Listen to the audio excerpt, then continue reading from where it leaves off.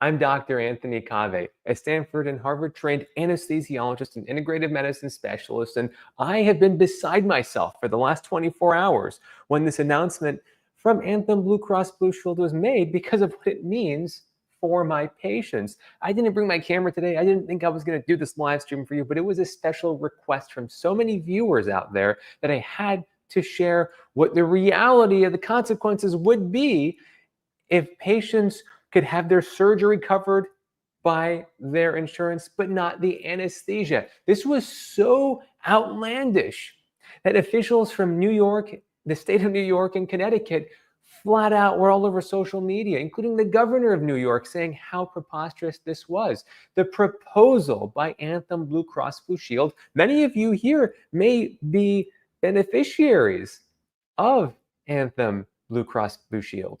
Their proposal was to do something that had never been heard of before, to cap the amount of time that they would reimburse for anesthesiology services, meaning that if your surgery took longer than the arbitrary duration that they were opaquely setting forth, they wouldn't reimburse.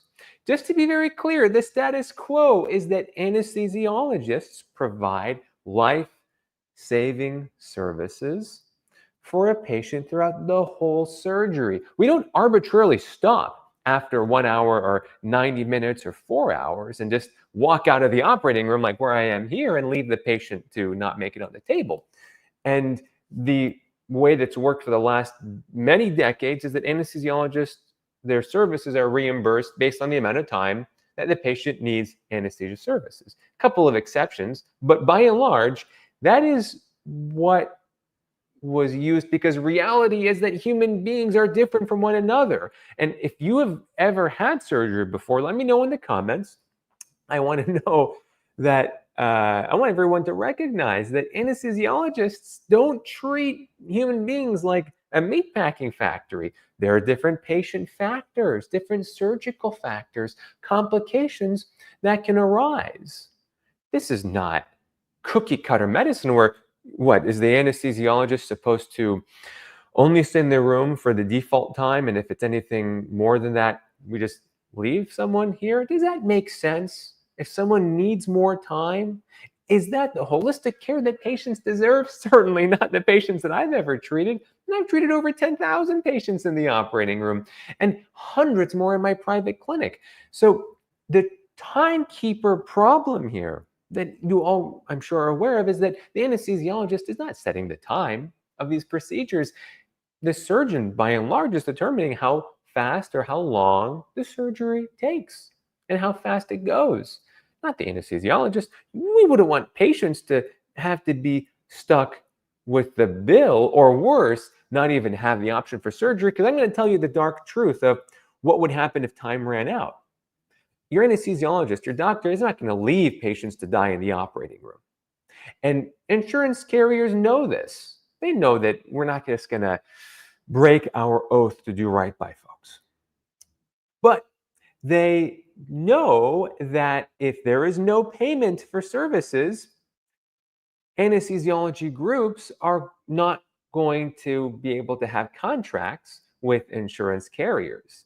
And I'm not working for Anthem. I'm not reading their minds. And this is just the perspective of a real world doctor, not a bureaucrat up there making decisions that affect millions of people without having skin in the game.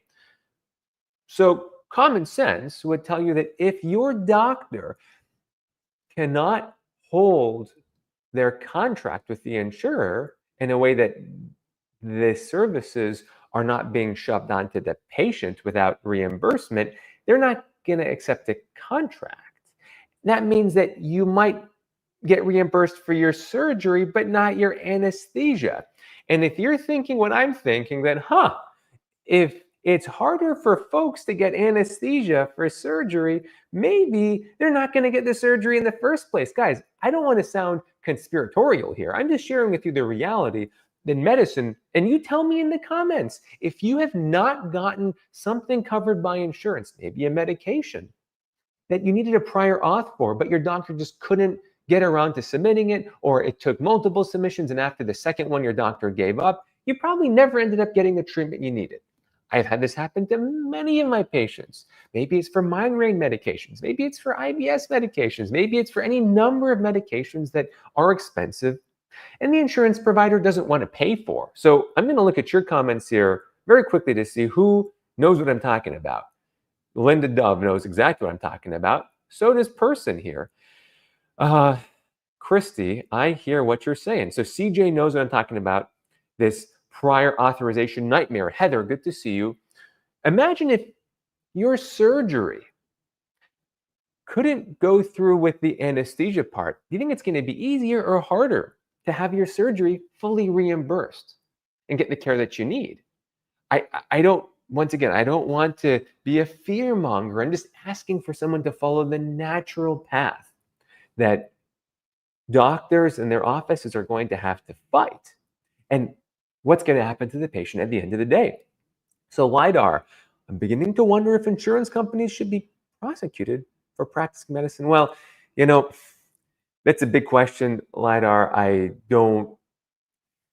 I'm going to keep my mouth shut on that, except to say that patients absolutely suffer when their doctor is not able to make the best decision for them with the information that their doctor has. And I'm sure others have felt similarly. So you let me know in the comments how you feel. Linda, I know that I've seen some of my anesthesiology bills that are in the thousands. I would see my insurance pay 10%. Well, what if the 10% became 5%, Linda? What if it became 0%? I don't know. These are arbitrary time durations that don't necessarily have a foundation in reality, which is that not every brain surgery takes the same time. Not every knee arthroscopy takes the same time. Yes, it is like pulling teeth, hugs, and kisses. You have a great username, by the way, that's not fitting for this topic. Donna, prior auth is needed for my insulins and gabapentin. Yes, classic examples. My script hasn't changed in years, yet every year I go through this. So now imagine if you had something that was semi-urgent, like a surgery that you needed, but the insurer wasn't going to cover the anesthesiologist or the anesthesiology practice that was going to provide the anesthesia for that surgery that you needed. Would you really want to be doing a prior auth thing when there's thousands of dollars on the line in an urgent, maybe emergent situation? Does that make sense? Is that good foundational practice for medicine? You tell me. I hope that insurance companies do pay what they should be paying. And I want to just end by saying that the fact that this proposal in the last couple of hours seems to have been reversed by Anthem. Of course, you can read what they say. I've linked to some of the articles below, by the way, that the American Society of Anesthesiologists specifically outed them on, what some of the news outlets have outed them on. You'll see that they're responding saying this is a misconception of the proposal. I don't think it is a misconception when one says that we're not going to provide reimbursement beyond a certain time. I don't know what the misconception is there. I'm telling you, as the doctor, that doesn't fly. It doesn't work for patients.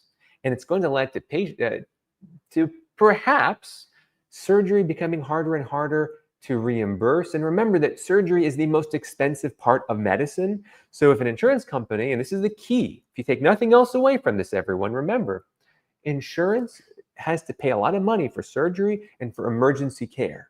So if they can reduce having to pay out for those, they're going to have a greater bottom line. So you tell me, is this a way to help reduce paying for expensive care? That's not what they're saying it is. But by golly, tell me it doesn't look suspicious. Denise, okay, so you said emergency surgeries, Denise. And given that they have redacted their proposal for now, I don't think we have to worry about this for emergency surgeries, but it's a very reasonable question. Insurance is nothing more than legalized extortion. Debbie, those are strong words. I think that many others agree with you. I don't necessarily disagree with you. It's a very, very unscrupulous practice. And I'm not going to talk about it today, but there was a very tragic incident yesterday of someone of a homicide of the CEO of one of the largest insurance carriers in the country of the United States of America. You all know who I'm talking about. You got to wonder when tens of millions of people are covered by this CEO's insurance, how many thousands aren't getting the care that they need because of insurance not paying for it? Could that lead to frustration? No one knows the motive of the assassin yet, but is this all temporally linked? Once again, I'm not trying to peddle controversial stories here or conspiratorial stories, but you tell me, does it seem unusual? I think it does. Goldberry had emergency C-section. Insurance denied the anesthesia due to out of network, yet there was only one practice. So there you go, Goldberry. You can't, and by the way, I've seen this many times before for patients. They get all happy because the surgery is covered, and then they only find out later that, oh, wait, the anesthesia wasn't. Does that seem right to patients? Especially if you're talking about an emergency C-section? I don't buy that. Insurance doesn't pay much for surgery. The contract amount is so low. Yeah, but Julie, they might not be paying as much as what they're being billed for, but it's still more than any other part of medicine. That's the point, right? Every minute in an operating room. Yeah, you let me know. What do you think it costs to run an operating room per minute? I'll give you a shout out if you get it right. Robin got it. Doesn't take rocket science, LOL. Yeah, you got it. So, hey, by the way, if you're learning something new, please hit that like button, share what you learned with others, because our advocacy helped reverse this really bizarre and profit-driven proposal by Anthem. If we can continue to do this, hopefully patients can keep scoring wins with insurance. So please share this with others. How much does it cost per minute? Sheila Dean, it's not $10,000 a minute. It's a lot, but it's not that much. It's not $25,000 either a minute. $2,500 an hour is, I guess, you're undercutting it a lot, but I guess you're getting maybe a little bit closer than $25,000 a minute. Let's see, $3,000 a minute. I see someone saying $2,000 a minute. $250 a minute. Okay, I'll give this to Michael. Depends on what kind of surgery is happening, where the center is, but for large hospitals, like academic hospitals, that number is well over $100 a minute. It could be pushing $150 a minute, probably in many cases. So you multiply that out by the number of minutes a surgery takes, you see that minutes really matter for the bottom line, and you're right. American healthcare is the most expensive. You know what else is very expensive in America compared to other countries? Everything else. From rent to utilities to groceries to other services. So it is insanely expensive, no question. What makes anesthesia medication so expensive? So St. Jasper, anesthesia medications are not all very expensive. By the way, if you heard my phone ringtone there and you know what it is, tell me and I'll give you a shout out. Anesthesia medications that come out of the ventilator there, one bottle of sevoflurane is a couple $100, but if you use it judiciously, you can use that one bottle for multiple patients. So if it costs over $100 a minute, the anesthesia medication itself that can easily last a full case is in total $100, let's say. It's really not adding that much. It's actually a very, very small amount of money. It's really looking at pennies. Bobby, thank you for being a member. I can see your comments more easily. I appreciate you supporting this. I'm disabled, I'm on medicated, and Medicaid won't recognize that I have alpha-gal syndrome. Giving medications are slowly killing me. My goodness, Bobby, I'm very sorry to hear about that. I don't know if Medicaid specifically knows. I hope that your doctor who's prescribing these medications knows, but I hope that you can share your concerns with the doctor who's prescribing them. I'm sorry, it's certainly a tough situation to be in when you have a niche condition like that. Knowledge is power. I agree. Call your insurance companies. Judy, it is not a theme to Star Wars, but you were kind of close. You were kind of close. I don't see anyone else in here. Why is Sugamidex so expensive, Bonnie? Because it's not off patent yet. Most anesthesia medications are off patent. Sugamidex is still very new. That will make any medication, including some anesthesia medications, expensive. But the vast majority of medications that we use, ketamine, propofol, fentanyl, hydromorphone, rocuronium, succinylcholine, these are virtually all off patent. The only exception I can think of is desflurane is very expensive, but very few, well, if an anesthesiologist knows what they're doing, they can get by without desflurane. I haven't used it in years. Why is a hospital charging $25 for a dose of Tylenol? Because they can? I don't know.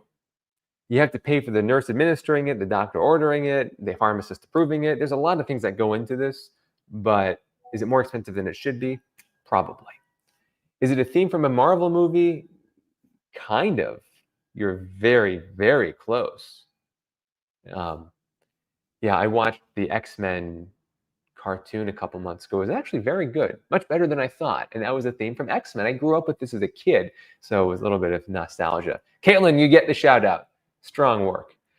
Does all of that include cleanup, the machine maintenance? Yes, that money has to go in towards keeping this thing sterile and up and running. Correct. Very good.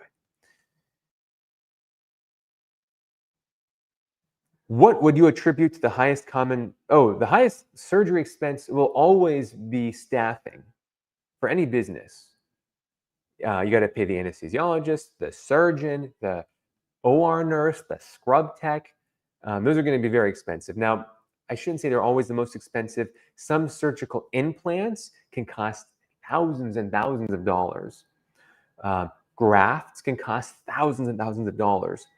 Because if you're implanting something into you, you hope that it's perfectly sterile and like 100%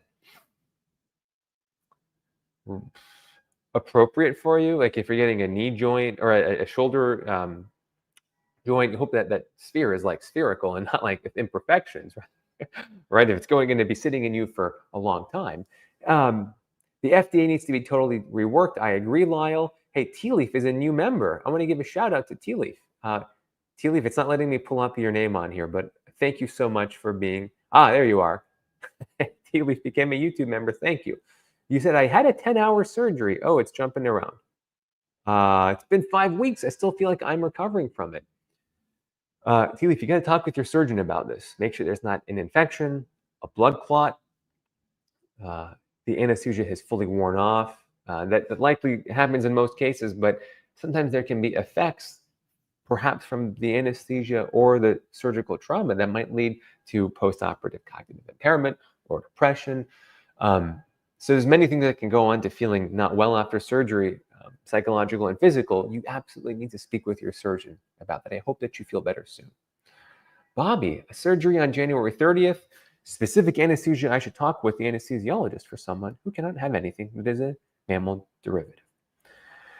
Propofol comes from egg. So I would discuss maybe avoiding anything with that egg constituent. There are alternatives to propofol. I don't know if alpha-gal has an interaction with egg, however, but you can certainly let your anesthesiologist know that. There's also soy in some propofol emulsions as well. We'll end with Lay's question. What are your thoughts on med beds? I don't know what a med bed is, actually. Leanne, let me know what a med bed is. But let's end maybe with another question before we get back to you, waiting for me learning about this. I have alpha-gal and egg is out. JL, thank you for letting everyone know. I actually did not know that. Most folks know nothing about alpha-gal. We can have a whole video on that in a later point in time. But most of us, very briefly, we believe to be an allergy that forms to these mammalian proteins after a tick bite. Very, very unusual condition that can have a huge impact on people's life. So JL, thank you for sharing that with everyone. Meds to bed. I still don't know what that means, Katerina. I feel a little bit defunctory here. Maybe someone else can explain to me what it means. Hey, person, thank you for the kind super thanks. My child was hysterical. Didn't recognize me right away after a surgery. Emergence delirium is more common in pediatrics. You see it in some adults, sometimes who act like children as well, or just some adults who are very mature but still display emergence delirium. I have a whole video coming out on this hopefully the next 2 weeks. So please stay tuned where I'll discuss more about emergence delirium. We can do a whole video on that. You're so welcome, Michelle. I hope that you are learning more things to advocate for your health with. Yeah, I think you knew it was from a tick bite. Yes, Bobby H. Alpha gal in the tick bite. And how the tick, so well, maybe we'll end with this. Um, oh, someone explained to me what the medbed was. All right, well, I'll end with alpha gal, but hey, medbed, I'm not aware of any panacea. I love IV ketamine and acellular ganglion block, but I always tell patients they are not right for everyone. There's no unicorn that vomits rainbows in medicine. That's a panacea to everything. So alpha gal, I want to end with this. Some folks can get a tick bite. The tick bite can transfer blood or some mammalian proteins from a previous host onto a human. It might be the case that when that tick transfers that mammalian protein into your circulatory system as a human, it exposes your immune system to proteins from maybe like a deer or from another type of mammal that ordinarily don't end up into your bloodstream the same way. And that can potentially set up this allergic reaction to meats in the future. Which is why the whole question about mammalian products is coming up. Ticks are nasty little creatures. It's not just Lyme disease. This alpha gal is also something that folks need to know about. Hey, I hope you all learned something new. Please hit that like button. Consider joining the membership. Subscribe to keep up with all my live streams. And remember that you have more power over your health than you've ever been told. Until next time.